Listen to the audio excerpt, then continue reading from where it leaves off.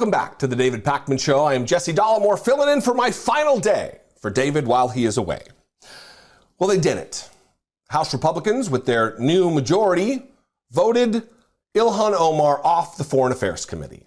Gleefully, they did it. They did it while putting Marjorie Taylor Greene back on committees. They did it while Lauren Boebert holds a spot on the House Oversight and Accountability Committee. They did it while Paul Gosar, an avowed white nationalist, also has committee assignments.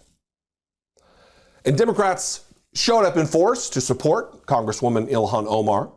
I'm going to play 3 clips for you. One is Eric Swalwell, genius points.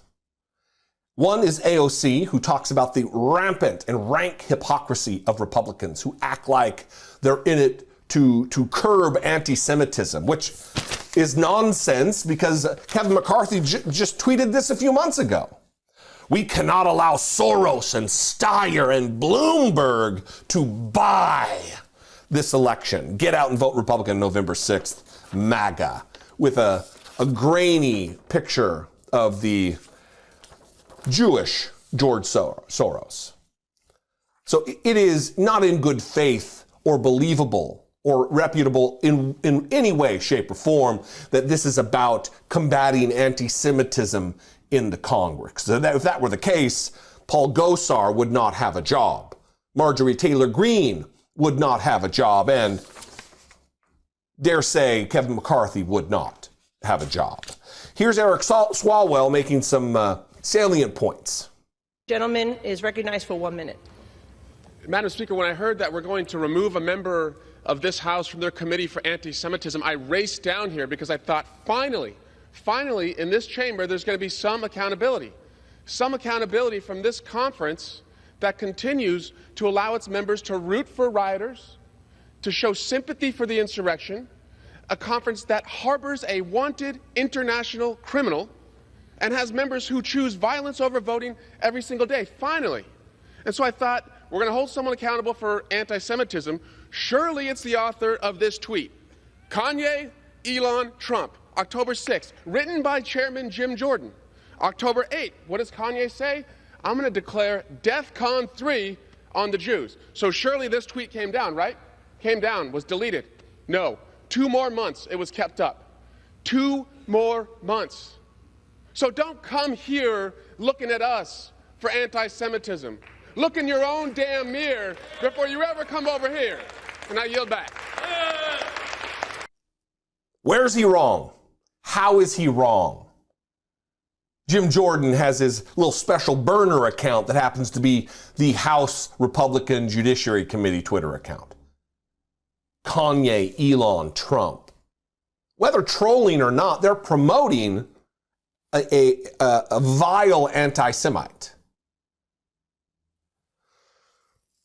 AOC equally fired up, someone who has been threatened by anti-Semites in the House, not because of religion, but these vile actors, these bad actors within the Republican Party, Marjorie Taylor Greene, Paul Gosar, who depicted her death, are still on highly sought after committees. Watch AOC. All right, gentlewoman is recognized for 1 minute.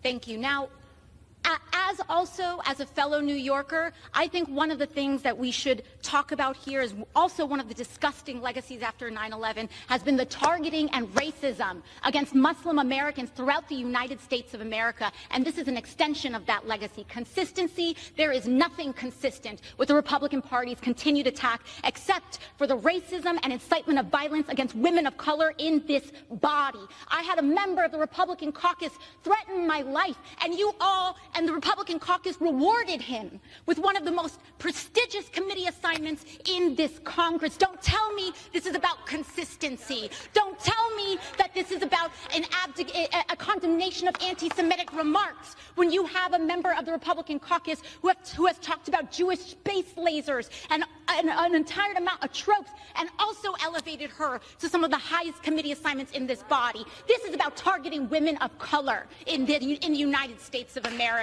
Don't tell me, because I didn't get a single apology when my life was threatened. Thank you. and crickets from Republicans pushing forward to vote her off committees. And this is racism. This is fear of other. This is anti-black is what this is. Anti-immigrant, anti-woman. As Ilhan Omar herself will explain. She got the last word in this before the vote. I guess she got the second to last word, since Republicans did get the last word. I talked about this the other day, that it was a foregone conclusion that this was going to happen. And now it has. But before it did, Ilhan Omar did get to speak. This debate today, it's about who gets to be an American. What opinions do we have to have to be counted as Americans? This is what this debate is about, Madam Speaker. There is this idea that you are a suspect if you are an immigrant, or if you are from certain parts of the world, or a certain skin tone, or a Muslim. It is no accident that members of the Republican Party accused the first Black president, Barack Obama, of being a secret Muslim. It is no accident that former President Donald Trump led a birther movement that falsely claimed he was born in Kenya. Because to them, falsely labeling the first and only President of the United States of America a Muslim and African immigrant somehow made him less American. Well, I am Muslim. I am an immigrant, and interestingly, from Africa. Is anyone surprised that I am being targeted? Is anyone surprised that I am somehow deemed unworthy to speak about American foreign policy? Or that they see me as a powerful voice that needs to be silenced? Frankly, it is expected, because when you push power, power pushes back. Representation matters. Continuing to expand our ideas of who is American and who can partake in the American experiment is a good thing. I am an American who was sent here,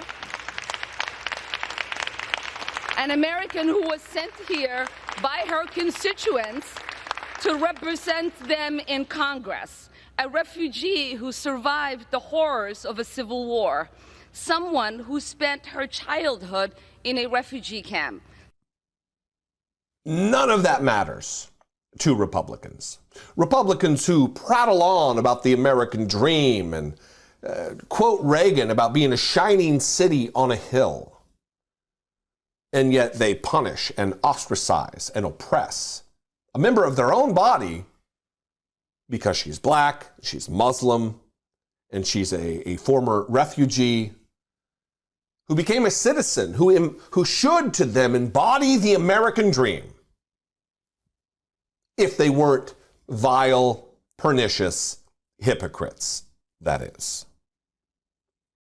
Did you know that half of Americans are deficient in vitamin A, vitamin C, and magnesium? Most Americans are deficient in vitamin D. I take vitamin D during the winter. It is sometimes difficult to eat exactly the right amount of each food to get exactly what you need. I just make my life simpler with AG1 by Athletic Greens. In the morning, 1 scoop of AG1.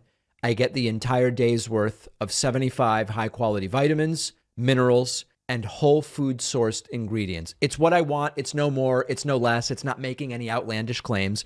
It's just an easy, sustainable routine.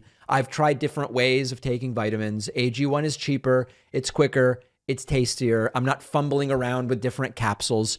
It tastes great to drink straight with water. Sometimes I'll put it in a smoothie or shake.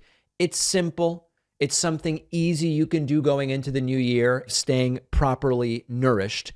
Athletic Greens is giving my audience a free year's supply of vitamin D. I take that every day in winter. Plus, you'll get 5 free travel packs of AG1.